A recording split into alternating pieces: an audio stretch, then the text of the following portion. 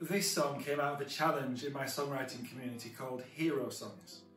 The invitation was to think about the songwriters who had influenced you, secular or Christian, and to try and take some of their style, their process, their heart, etc.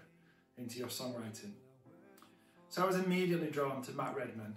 Matt is a few years older than I am, and so has provided much of the worship soundtrack to my life of following Jesus, from a breakthrough artist to the international worship leader and songwriter that he is today. But I think what had captured my attention the most over the years was his passion and his heart. I remember reading the introduction to Matt's book, The Unquenchable Worshipper, by his then youth leader Mike Pilavachi, who was responsible for establishing Soul Survivor. He says this of Matt: he leads worship with the same passion, whether there are 3,000 there or 3. In fact, a few years ago he led some worship at the Champion of the World event at Wembley Stadium.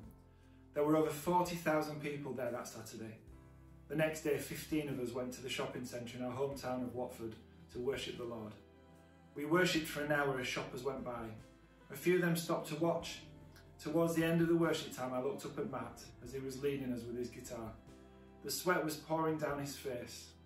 I suddenly realised he was putting in as much effort and energy and commitment into leading with 15 of us in a shopping centre as he had done the previous day with over 40,000 in Wembley Stadium. Matt learned early on that worship is not so much about him engaging with people as it is engaging with God. He's always performed before the audience of one. For many years I was pretty much the only worship leader in the church that we were part of. I would regularly check with God whether I was willing to lay this down, whether I'd got too used to the position that I'd maybe missed the mark somewhere. And each time I felt the encouragement to carry on. I've never led worship with a large congregation or gathering running into thousands, but Mike's experience of Matt was imprinted on my mind, and whether I've led 100 people in worship at a special event, or 2 or 3 at a prayer meeting, I've always sought to hold in mind that I worship before the audience of one. I've always sought to bring my all, just as he deserves. So when I got the chance to write into this area, I guess I did so as a song to myself as a worship leader, and potentially a song to other worship leaders.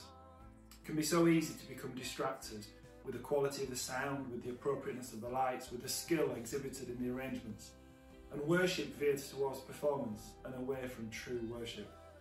What would it be like if, as Matt wrote in one of his early songs, if the music fades and all is stripped away, and I simply come? So I took the idea of the heart of worship and slightly repurposed it. What is in my heart when I come in worship? Am I seeking the accolades of those worshippers gathered in that moment? Or am I seeking the Father's joy and celebration in His Son who is bringing true worship?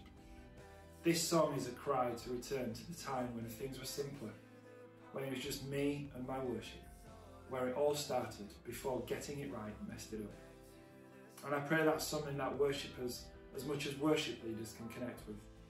It often feels so much easier to worship in an amazing conference venue where the music and the singing is to album standard. But the true heart of a worshipper is found in those quiet moments, when the music stopped, when the lights have faded, when the stage is packed down and all the trappings are removed. Will we, can we, do we worship there? My prayer is God would take us all back to the start in our worship of Him.